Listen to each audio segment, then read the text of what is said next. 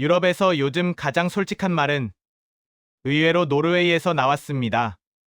단기간에 유럽은 한국과 같은 장거리 정밀 미사일을 만들 능력이 없다. 이 문장은 한국 언론이 아니라 노르웨이 국방 전문 매체에서 나왔습니다. 감정이 섞인 발언이 아닙니다. 분노도 찬양도 없습니다. 그냥 현실 인식입니다. 노르웨이가 차세대 장거리 정밀 타격 체계를 도입하는 과정에서 한국산 체계로 노선을 굳혀가고 있는 이유. 그 이유는 가격도, 외교도, 정치도 아닙니다. 유럽 방산 역량의 명확한 한계 때문입니다. 노르웨이 국방 매체 포르스바레츠 포rum은 오슬로 핵 프로젝트 연구원의 말을 인용해 이렇게 전했습니다. 유럽은 이 분야의 전문성을 이미 상당 부분 상실했다. 이 말은 꽤 무겁습니다.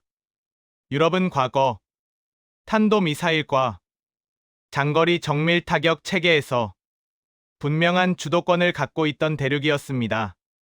하지만 수십 년 동안 실전 개발과 대량 생산을 미뤄왔고 그 공백이 지금 드러나고 있다는 의미입니다.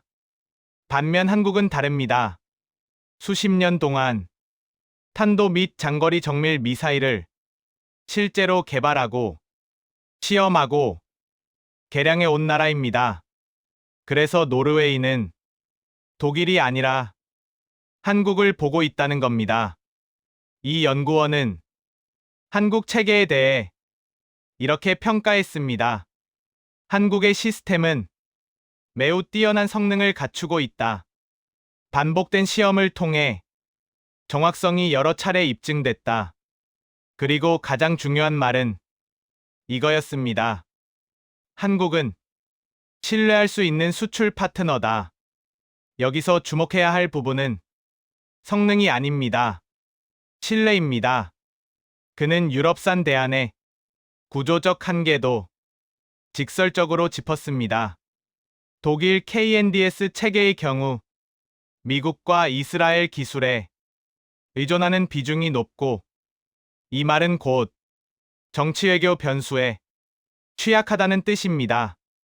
정권이 바뀌거나 외교 기조가 흔들리면 공급 일정도 흔들릴 수 있다는 이야기죠. 그는 트럼프와 같은 정치적 변수를 예로 들며 독일 체계는 공급 안정성 측면에서 불확실성이 크다고 평가했습니다. 반대로 한국은 독자적인 미사일 개발과 생산 경험을 가진 나라입니다. 그래서 장기적인 관점에서 공급 신뢰도가 상대적으로 높다는 분석이 나옵니다. 또 하나 흥미로운 지점이 있습니다. 그는 지금 시점에서 노르웨이가 막판에 한국이 아닌 독일로 결정을 뒤집는 것 자체가 문제가 될 수 있다고 말했습니다. 왜냐하면 방향을 바꾸는 순간 실제 지원과 탄약을 받기까지 수년이 걸릴 수 있기 때문입니다. 시간이 가장 큰 변수라는 뜻입니다. 노르웨이 국방연구소 소속이자 한국 미사일 분야를 연구해 온 다른 전문가도 의문을 제기했습니다. 노르웨이는 이미 여러 한국산 군사 체계를 운영하고 있다. 그렇다면 이 체계들이 취약하다는 점에 대해서는 왜 논의하지 않는가? 이 질문은 한국을 두둔하기 위한 것이 아니라 유럽 내부의 이중 기준을 지적하는 말입니다. 현재 노르웨이의 장거리 정밀 타격 체계 도입 사업은 약 190억 크론 규모로 한국의 천무와 미국의 하이마스가 최종 후보로 남아 있습니다. 독일 KNDS의 유로펄스 체계는 이미 경쟁에서 탈락했습니다. 천무는 발사 차량 한 대로 1분 안에 로켓 12발을 연속 발사할 수 있는 다연장 로켓 체계입니다.